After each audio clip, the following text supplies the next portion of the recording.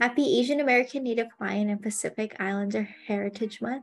I'm so excited to have Kevin here on the show. You have a ton of experience too that kind of led to the current work that you're doing. And you spoke a little bit about it earlier when you were mentioning your story about being a storyteller and a poet and incorporating those experiences that you've had into that work. Kind of what motivated you to start storytelling or writing poetry, and kind of how were you able to navigate your different cultures and identities into the work that you're doing? Yeah. When I think about storytelling and poetry, I feel that I've always had this ability and privilege from a young age to be able to share stories and think of things and kind of connect pieces of folks together. But I always had like a difficulty understanding where that could manifest.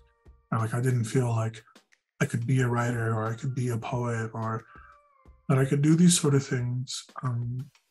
And I started writing poetry in 2019. I was actually at a climate justice retreat for the Pacific Climate Warriors diaspora teams in Australia, in North Parramatta, which is traditionally Jaborang land. And while I was there were a lot of folks who are artists, and they're just sharing some about what they do. And they're like, "Oh, what do you do?" And I was like, I wanted to fit in. I wanted to seem cool. So I was like, "Yeah, I write." And they're like, "What do you write?" And I was like, I write poetry." And they're like, "Cool, let's write poetry." And then I was like, "Oh, okay, so I have to do this now." But through that action and just like spending time in community and having folks help me learn to just throw everything on the page and not stop myself mid-process in the attempt to be perfect really helped me find a new way to utilize my voice in a creative way and like express it artistically. I have always been really driven towards oration, which I consider art as well. I think people really underestimate the like value of public speaking and the importance of it. And I was lucky enough to actually participate in speech and debate programs when I was in high school and for a few years when I was at Mount Hood Community College. And those experiences were deeply formative in forming the way that I like speak and my understanding of argumentation and rhetoric and persuasion, but also those spaces are incredibly elitist, right? Like I was very much the only Pacific Islander, one of very few Black people, one of very few Indigenous people who were able to partake in these programs. And so whenever I was going somewhere, it always felt like I had to fight for my voice to be heard in a serious way, right? Because every time you're being judged, someone's like, "Oh, here we go. It's this other argument related to race. It's this other argument related to class." And I'm like, it took a lot to be able to find my comfort in there, not in like feeling like an imposter, but feeling like I can handle the stress around being around people who don't feel like home, you know? And so being able to pull those two things together, I think has really strengthened my ability to help advocate for my communities and represent folks who come from places where I come from. And I think, on a similar note of storytelling, I've been kind of experimenting with that title because I feel like it's not fully representative of the way that myself and my folks share story, right? Like in Samoan, there's a word talanua, which means story binding. And so I've really been thinking of myself more as like a story binder, a story weaver, because when I'm sharing things, it's not me just telling what's in my head. It's not me just pushing it out, but it's, my opportunity to take all of these different strands from folks that I've met, folks who have brought me up in my like honor to be able to weave them together into something that helps create more stories. So I think if I can acknowledge just the interconnectedness of what I'm able to do with all of the blessings I've received, it's better to acknowledge that than to say like I'm the one who tells stories. Yeah, and I think that's what a storyteller is bringing everyone's experiences and amplifying it in some way, shape, or form. And I've listened to some of your poetry that was online, and kind of how you've incorporated your own story in some of that. And I think That's a lot. It sounds like you're very passionate about amplifying the voices of your communities. And I really see that in the poetry that I've listened to so far. And it really resonated with me when you said people who don't feel like home, right? And it's like, okay, because as a storyteller, that's what you're doing. You're incorporating the stories that you've heard from communities you've been a part of and sharing it out so people who resonate with that can feel at home. And it's a unique opportunity to be able to do that, and it's a unique skill. So it's something you should be extremely proud of, because not everyone can do that. So really appreciate you for sharing your story and sharing everyone else's stories that you've heard and amplifying that. And that's what this Heritage Month is about. And I think it's not something we celebrate it once a year, right? The month of May, but it's not something that we should stop doing. And I know you won't stop doing it. So I'm always happy to amplify anything that you create or want to share out to the world too. Yeah, thank you. Thank you. I appreciate that so much. And again, I feel seen by you. I feel appreciated. Yeah, well, I really appreciate you for coming on the show and sharing more about your story too. And I know that you wear many hats. So being a storyteller and a poet isn't all that you do. I know you also are into environmental justice. Could you share a little bit more about that? Yeah. So currently I am the Youth Environmental Justice Alliance community organizer at Opal Environmental Justice, and I used to be one of the co-coordinators for the Pacific Climate Warriors Portland chapter. And yeah, I just like, when it comes to environmental and climate justice, it's something that I've always felt like a deep sense of importance around. I think I have a close friend named Ashia Ajani, who's a poet as well. And because it's National Poetry Month, she is sharing different prompts on her Instagram. And one of them was like, what is your earliest environmental memory? And I remember being 7 years old, and I saw a thing on the news that there was a drought in the state of Washington and that folks were supposed to limit their water usage. And I remember from then on, I would take very quick showers and I would like try to wash the dishes fast. And my mom would always yell at me, be like, what, you need to go back in there. And I'm like, no, I'm trying to save the water. And so I think I've always felt kind of a calling towards climate justice because, from my background and from my upbringing, I've always had a lot of respect and love for the land. But so much of that was severed by what I thought the environmental justice movement was. Right? Because growing up, it very much seemed like a white space and like a non-intersectional space. And it was like, you can advocate for racial justice and economic justice, or you can advocate for climate justice, but you can't do both. And it wasn't until I met an organizer and educator in Portland named Makirusa Porotisano, who really like pulled me into Pacific Climate Warrior spaces and was able to take me on that trip to Australia, that I began to understand the intersections between my own identity and environmental justice. Like, you cannot have environmental justice without having racial justice, without having gender justice, without having economic justice and disability justice. All of these factors are so deeply intertwined. And that is what like pulls me so much into the work, because the folks who are feeling the detriments of the climate crisis, right, who are feeling them first, are the folks who are at the farthest margins of society. And it's absolutely like heartbreaking and disgusting to think that so many places where like my family is from are already gone, are going to be gone, right? And when you come from folks like Pacific Islanders are Indigenous, when you come from an Indigenous background, all of your story, your identity is tied to that land, right? Like every wave is a story, every tree is an ancestor, every place has a meaning to it, and it's built into the people, into their names, into all that they've ever done. And so if we don't save it, then it's gone. And we just turn into this story that used to be we turned into Atlantis.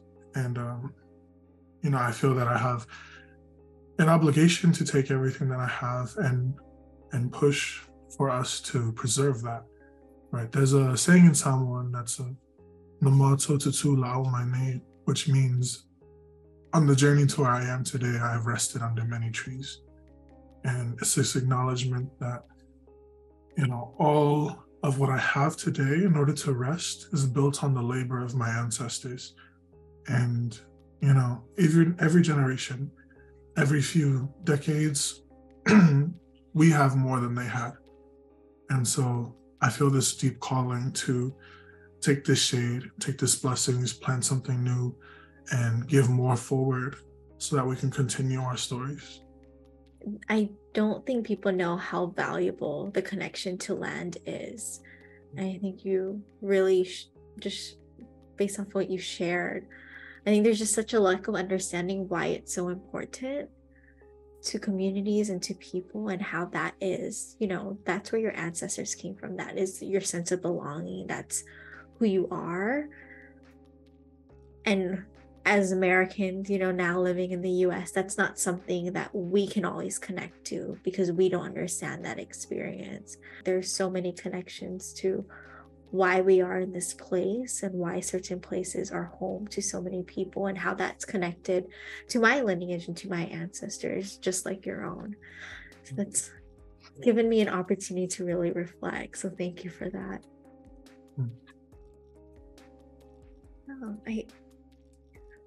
I've learned so much. I have to say, Kevin, I'm like, I need to sit and listen to this recording again and kind of just reflect, but really also want to give you space and share anything that I may have not already asked or I may miss that you think people should know about, and kind of really just want to give you space to share anything else that you want to share. Yeah, I appreciate that.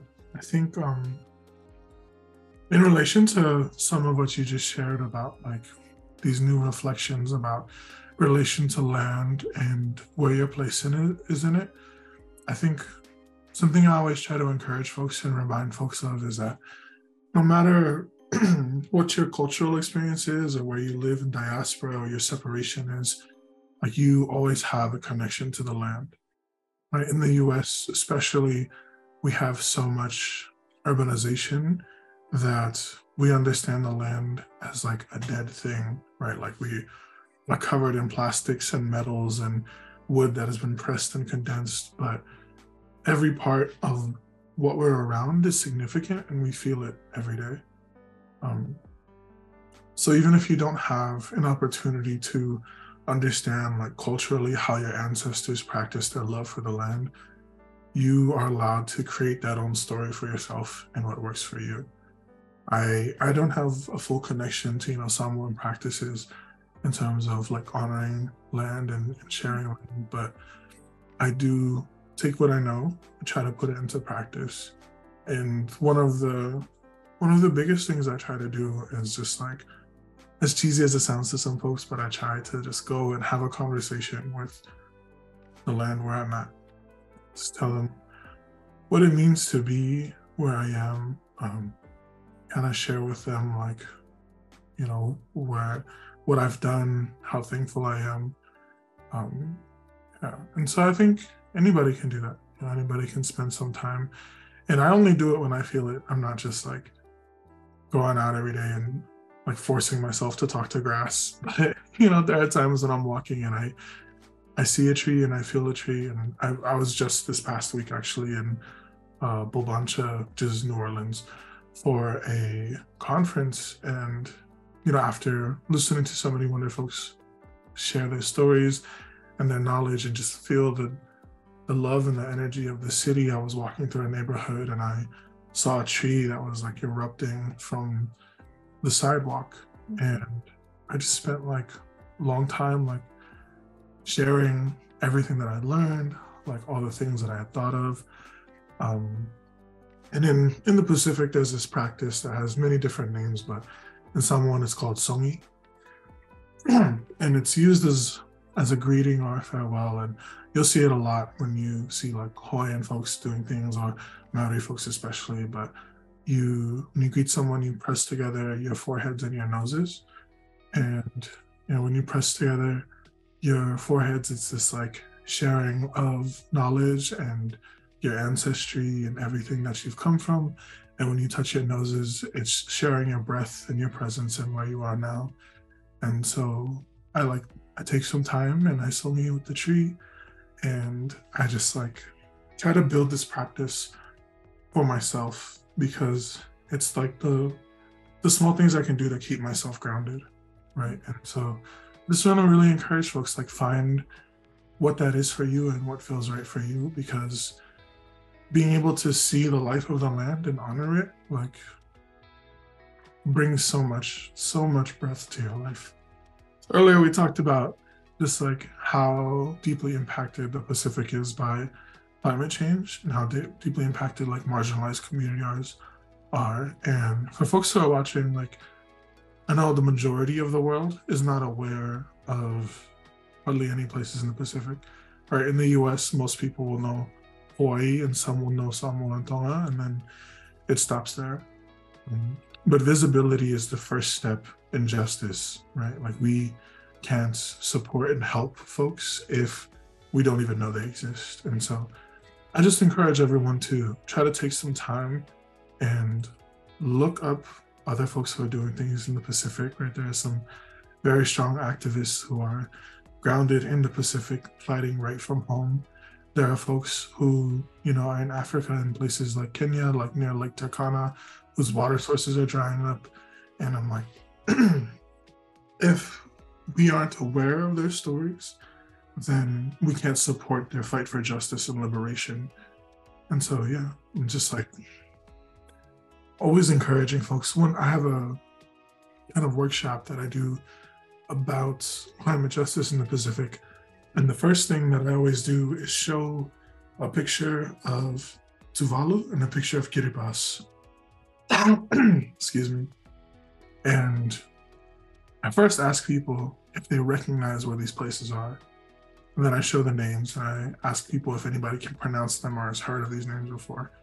And it's almost never do I have someone be like, yep, I know. And if they do, they're usually from the Pacific, right? And so, yeah, kind of raising that awareness. I mean, we live in a place where folks don't acknowledge the continent, right?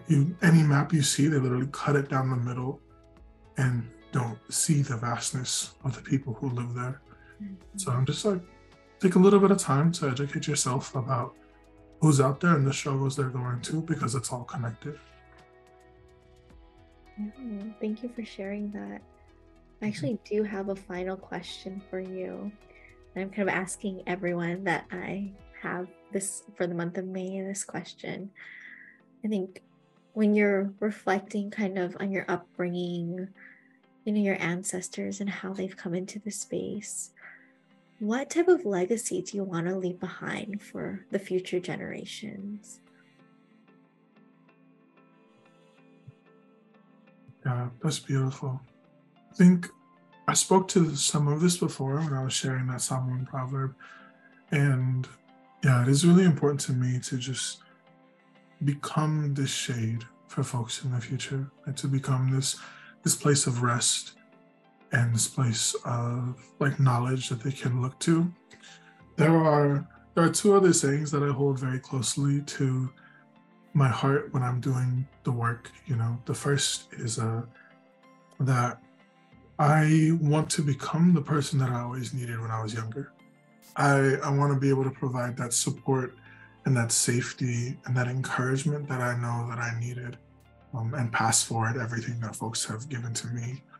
And the second is that I'm not special, right? I don't want to ever get to a point in which I think that I have a gift above others, or I have this specialness that makes me like, wow, there's Kevin. Like, that's not what I want, and not why I do this.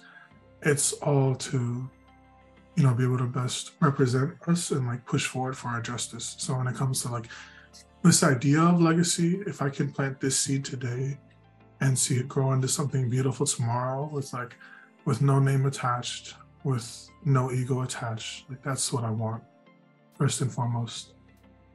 It's beautiful. Thank you so much for sharing. Yeah, I think I just want to again thank you for this opportunity. Thank you for sharing this space. It's been really wonderful to meet you, and I'm excited for an opportunity when we get to meet in person and feel at home. And yeah, it's exciting. Also, I'm getting married on May 12th. I just want to let I'm excited. I'm happy. It's pretty cool. Yeah, 1 month away. So happy that you made time to join the show with planning a wedding and everything going on and all that you do. And so very exciting. We'll be celebrating you from afar. Definitely very happy that you were able to share more about yourself and the work that you're doing, and just amazing work. And you are an amazing person. So thank you so much for joining on the show. I've learned so much just from the 30 minutes or so that we've been talking, and I know that you have so much to offer the world, and your legacy will be amazing, because I mean, you've planted a seed in me to kind of reflect on, my own kind of ancestry and lands and everything going on in my world. And so definitely props to you for kind of sharing those reflections that you've had and reflecting on your own upbringing and incorporating that in all of the work that you're doing, because who you are, who we are in general, is where we came from, those experiences that we've had, those lessons that we learned from those leaders, those role models that we've had in our lives. And now you're at the place where you're a role model and a leader for others.